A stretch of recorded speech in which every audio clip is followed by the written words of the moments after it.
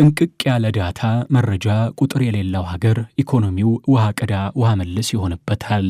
የምርት መንበሽበሽ አለ ተትረፍርፏል ቢባልም ትርጉም የለውም።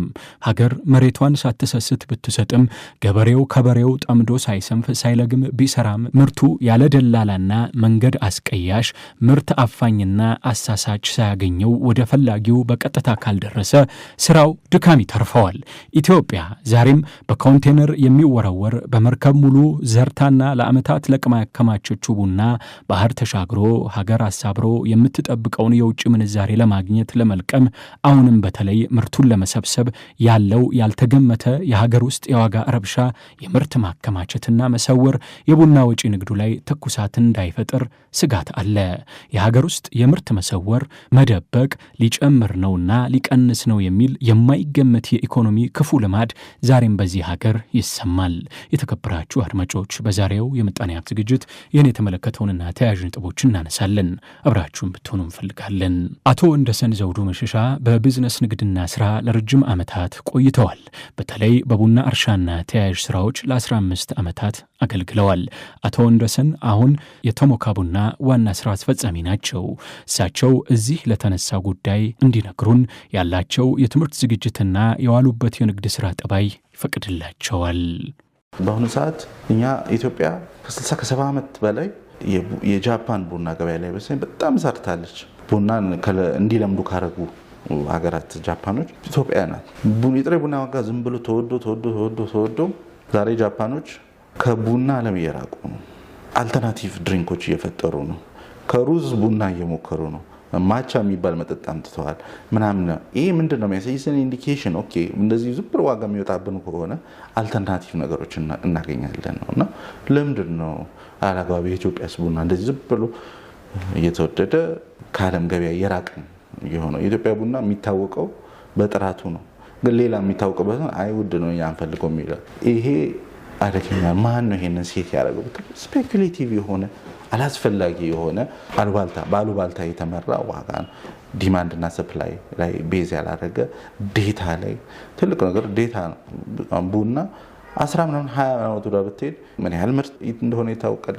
ወደ ገበያው ወደ ማከል ገበያ ስንት ምን ያህል እየመጣ እንደሆነ፣ ለውጭ ገበያ ምን ያህል መውጣት እንዳለበት፣ ለሀገር ውስጥ ገበያ ምን ያህል ሙሉ ዴታ አለ። ይሄን ተመርኩዞ ፕራይስ ዋጋ ማውጣት ይችላል። በየአመቱ ለሚቀጥሉት 4-5 ዓመታት ስቴብል የሆነ ዋጋ ነው ማውጣት ያለብን።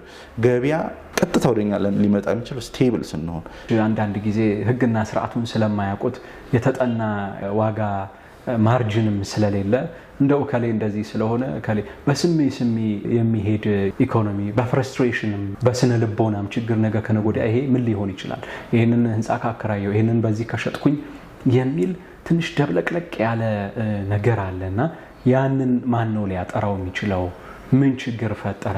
በዚህ ምክንያትም ደግሞ ብዙ ካምፓኒዎች ሪሊ ተዘግተው አይተናል። መቆየት እየቻሉ ስራ በደንብ ሰርተው ያሳዩ ግን ያልቀጠሉ በምርትም በአገልግሎትም አይተናል። እና ኢትዮጵያ ላይ ቢዝነስ መስራት እንዴት ነው? አገሪቱ ውስጥም እንደዛ ነው። አንተ ነገ ከነገ ወዲያ የሚቀጥለው ወር የሚቀጥለው ዓመት ወጪህን ካወክ ኑሮ የተስተካከለ ይላል። ገቢ ላይ መስራት ትችላለህ ማለት ነው። ግን የሚቀጥለው ወር እንቁላል 50 ብር ነው የሚገባው የምትባል ከሆነ አንተም ጨነቃለህ። በዛው ገቢ ላይ ከመስራት ወጪ ላይ እየተጨነክ ነው። ፕሮዳክቲቭ አትሆንም። ፕሮዳክቲቭ እንዴት ልትሆን ትችላለህ? እና ይሄ ከየት ነው የመጣው? ስፔኩሌቲቭ። እሺ ለምንድን ነው እንቁላልስ እንደዚህ የጨመረው ብለህ ስትጠይቅ ምንም የለም መልስ የሚመልስልህ የለም። አቅርቦቱ አለ የተባለሽ አቅርቦቱ ካለ ለምንድን ነው እንደዚህ ጨምሮ? ማን ነው የጨመረው? ምንስ በማመሰ ቫይታሚን ጨምሮ ነው? አንቲባዮቲክ ጨምሮ ነው? ምኑ ነው እንደዚህ ያለ? ኪራይም እንደዛው ነው። አንዳንድ እንዳልኩ ነው ኤክሴሲቭ ሲጨምር ምንድን ነው ያስጨምረው? ስፔኩሌቲቭ ፕሮፐርቲ ታክስ ሊመጣብን ነው እንትን ሊመጣብን ነው እንደዚህ ስፔኩሌቲቭ በሆነ መልኩ ያለ አግባብ ዋጋ መጨመር አደገኛ ነገር ነውና ድርጅቶች ሰርቫይቭ እንዳያደርጉ ያደረገ ነው።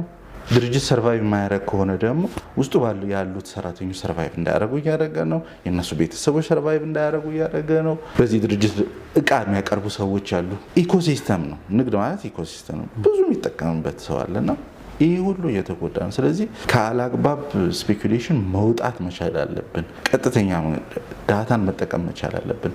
ዲማንዱ ምን ያህል ነው፣ ምን ያህል ማቅረብ እንችላለን። ይሄን ነገር እንግዲህ መፍትሄ ይፈልጋል። መፍትሄው የመጀመሪያ መፍትሄው መነጋገር ነው።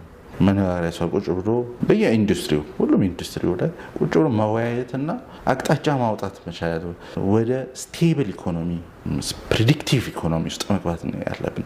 ፕሪዲክት የሚደረግ ኢኮኖሚ ሰክሰስፉል ኢኮኖሚ ነው። መንግስት ታግሎ መያዝ ያለበት ኢንፍሌሽን ነው።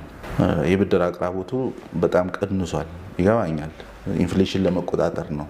ግን ያ ደግሞ ሪቨርስ ኢፌክትም ሊያመጣ ይችላል። ስፔኩሌቲቭም ብድር በኋላ ባንዴ ሲፈቀድ ደግሞ ብሩ በጣም ይረጭ፣ ኢንፍሌሽኑ ደግሞ ይወጣል። ስለዚህ መቆጣጠር ያስፈልግ። ፕሪዲክቲቭ በሆነ መልኩ ነው መከልከል፣ መዝጋት አይቻልም ማለት ሳይ ወደ ፕሪዲክቲቭ ኢኮኖሚ እንዴት ነው የምንገባው የሚለውን ነገር መፍትሄና መንገድ ማስቀመጥ ይፈልጋል። በሚያከብራችሁ ራዲዮ ሸገር ኤፍ ኤም 102.1 የዛሬው የምጣኔ ሀብት ዝግጅት እዚህ ላይ ይረፍ።